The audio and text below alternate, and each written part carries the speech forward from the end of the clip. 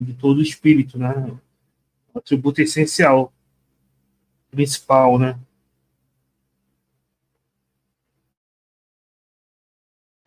Ótimo, ótimo, ótimo. Podemos continuar? Seguir?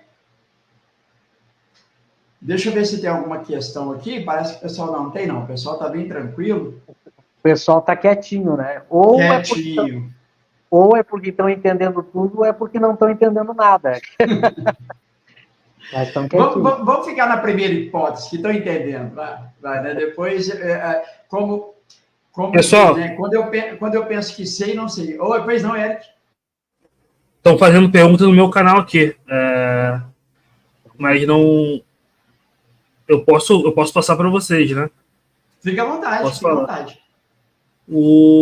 A Marli perguntou: tudo que o cérebro produz é atributo do espírito, o cérebro só reproduz e conduz essa inteligência, é isso? Exatamente, Marli, o cérebro é só um instrumento, né? Kardec compara, né, o cérebro com um violão, né? Aí ele fala, você às vezes tem um músico com um violão quebrado, né? Pensa uma pessoa que nasceu com um atraso mental, né? Mas a inteligência está lá, só não consegue se manifestar, né? É que nem um motorista com carro quebrado. Mas, por exemplo, quando o espírito se emancipa, tem no Céu e Inferno um caso na época era chamado de idiotismo, né? Ele tinha uma deficiência intelectual, ele se emancipou e se comunicou como adulto. Mesmo sendo um adolescente com atraso mental. Então, você vê, a limitação era no instrumento, não no né, porque senão haveria retrogradação. Claro que não existe, né? Então é só o que pode ficar limitado é a manifestação daquela faculdade, não aquela faculdade em si.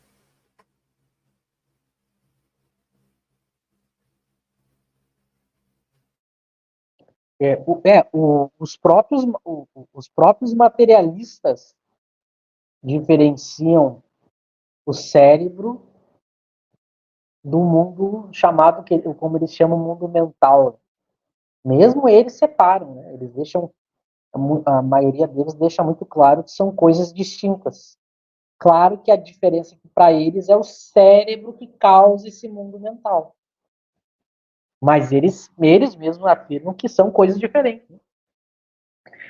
E a diferença é que, para o espiritismo, a causa da inteligência, dos pensamentos, das ideias, não existe para o espiritismo inteligência no cérebro. O cérebro não causa, não tem nenhuma inteligência. É o espírito que possui inteligência. Né? Veja, é como se eu não... Como é que eu vou analisar um pedaço do cérebro, um pedaço de carne, uma molécula, seja o que for, e comparar ela com uma ideia, com um sentimento? Veja, são coisas radicalmente diferentes. Como é que eu analiso uma ideia?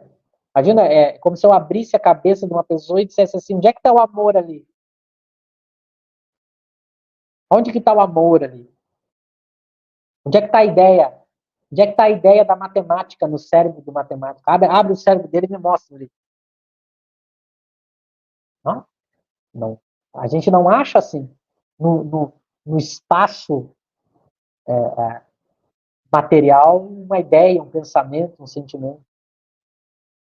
Aí algumas pessoas dizem assim, mas se eu fizer determinados tipos de exames, tem regiões do cérebro que a atividade sanguínea, ela se modifica conforme os pensamentos, a determinada parte do cérebro, eu posso ver que ela se ilumina, tem aquelas experiências, né?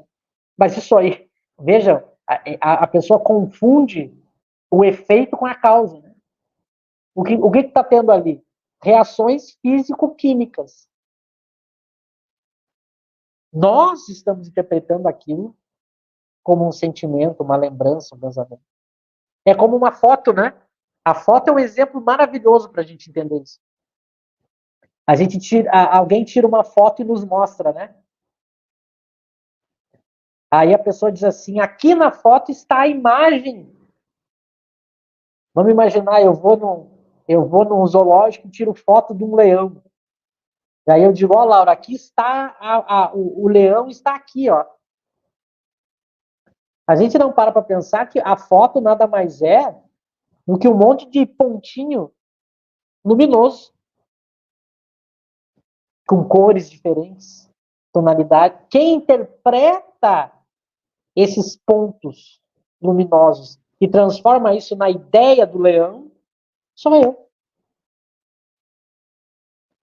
Ali só tem efeitos físicos, de pequenos pontinhos de cores diferentes. Eu interpreto como um leão. A ideia de leão não está na foto, está na minha cabeça. Então, por isso que para o Espiritismo, só há pensamento e inteligência no Espírito. Só há pensamento e inteligência no Espírito. A gente é que faz interpretações. É o exemplo que o Cosme sempre dá, né? Eu transmiti o meu pensamento. Não transmitiu nada. Ninguém transmite pensamento, porque não há pensamento fora da alma. Só há pensamento na alma. Só há ideias na alma. Sentimentos na alma. Porque se eu transmitisse o meu pensamento como se fosse algo que saísse de mim e fosse até a pessoa, a partir do momento que eu transmitisse, eu perdia, né? Então, por exemplo, se eu estivesse ensinando espiritismo, no final da palestra eu saberia menos, porque eu transmiti, saiu de mim e foi para a cabeça de quem está me ouvindo, né? Mas eu continuo sabendo espiritismo. Então a gente confunde. Eu transformo os meus pensamentos em sons, através da minha boca, através do ar. A pessoa capta essas ondas sonoras aonde ela estiver me ouvindo. Essas ondas sonoras vão até o cérebro e o espírito interpreta esses sons como ideias. Mas interpreta com as suas ideias. Então a minha ideia não é a sua ideia que está me ouvindo. Então essas definições filosóficas são muito importantes. Kardec sabia disso, os espíritos sabiam disso. O movimento espírita, com as suas obras, que criou.